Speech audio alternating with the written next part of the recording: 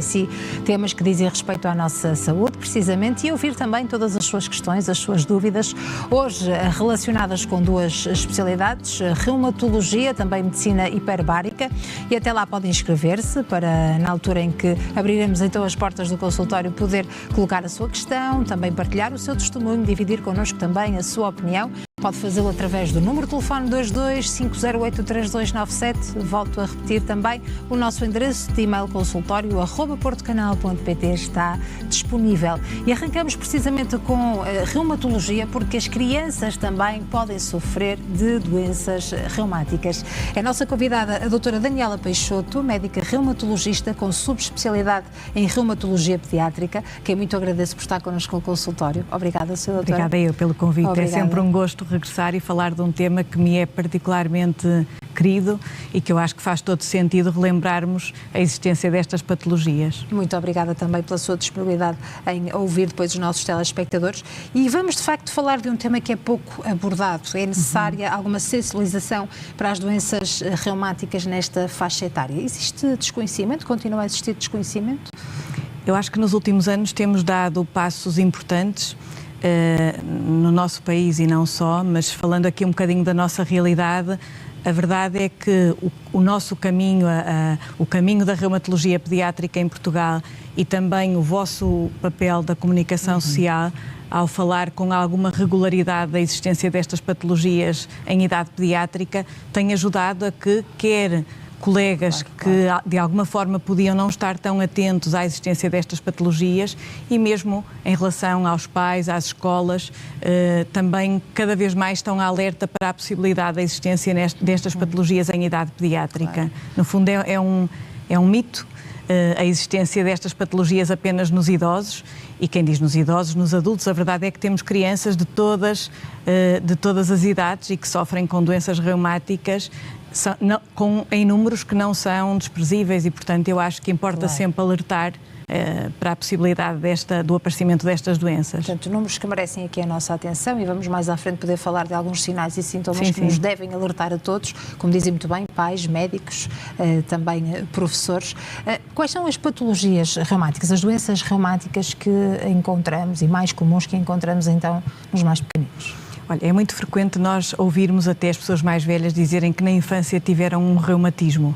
E estes reumatismos para nós atualmente são difíceis de conseguir precisar o que é que tiveram exatamente naquela altura. A verdade é que existem muitas doenças reumáticas e, portanto, existem doenças reumáticas, umas que são agudas, outras que são crónicas. E também nas crianças é isto que acontece. Temos patologias reumáticas agudas, a título de exemplo, por exemplo, uma artrite após uma infecção, que é relativamente comum e que não tem um significado a partir de algo autolimitado, que se irá resolver.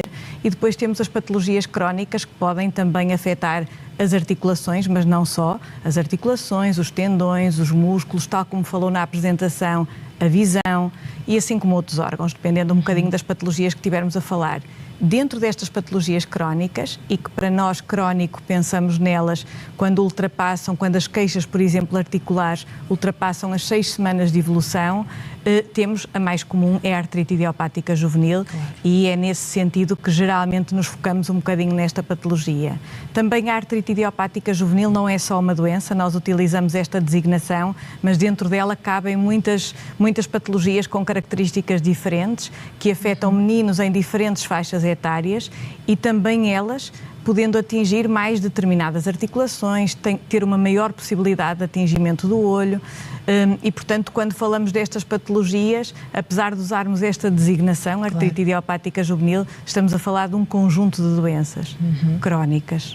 E estamos a falar de um diagnóstico que representa algum desafio, precisamente porque ao primeiro sintoma ou sinal não existe esta ligação direta com uma doença reumática nos mais pequeninos, não é?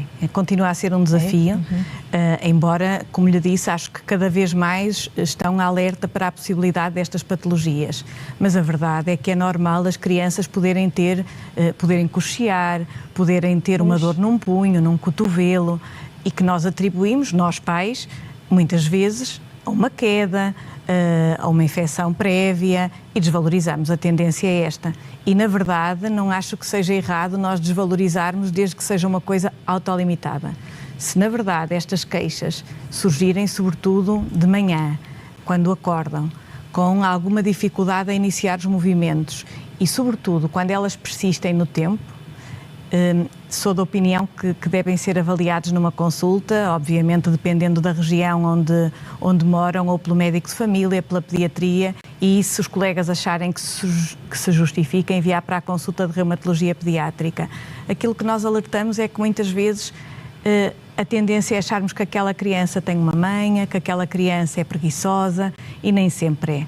E, portanto, para nós o diagnóstico não é difícil para um reumatologista pediátrico, mas na verdade exige uma história clínica, um exame objetivo detalhado, e muitas vezes com isto conseguimos chegar ao diagnóstico, obviamente apoiando-nos em exames, que são necessários até para conseguirmos depois categorizar um bocadinho dentro daquele grupo de doenças que lhe disse. Mas ainda assim, muitas vezes, pela história clínica e por um bom exame objetivo, conseguimos estabelecer o diagnóstico. E quais são esses exames complementares que favorecem também o diagnóstico? Olha, geralmente fazemos sempre um controle analítico, e dentro do controle analítico muitas vezes pedimos os parâmetros inflamatórios.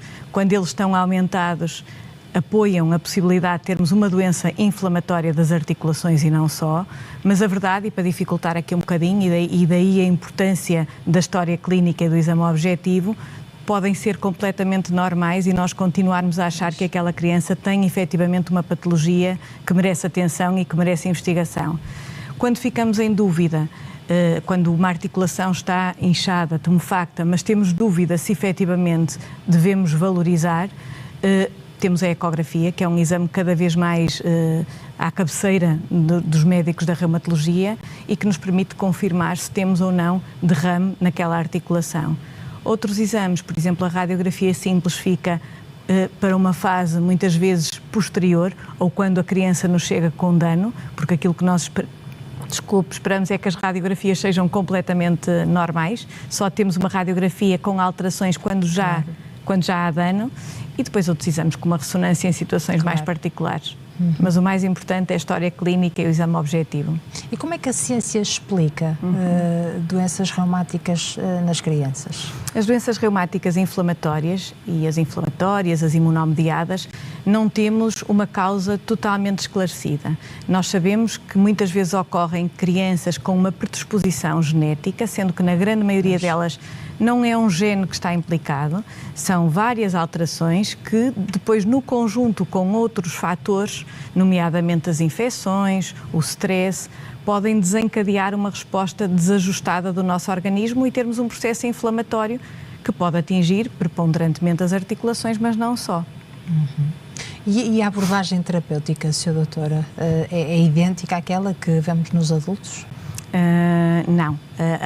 Tem algumas semelhanças, mas na verdade tentamos adaptar o tratamento e numa fase inicial até evitar, quando conseguimos, o início de terapêutica imunomoduladora. Dependendo de cada situação, dependendo do número de articulações que são atingidas, dependendo se temos ou não envolvimento de outros órgãos, por exemplo, o envolvimento ocular. Imaginemos que temos uma criança que tem apenas uma articulação atingida, um joelho, um tornozelo.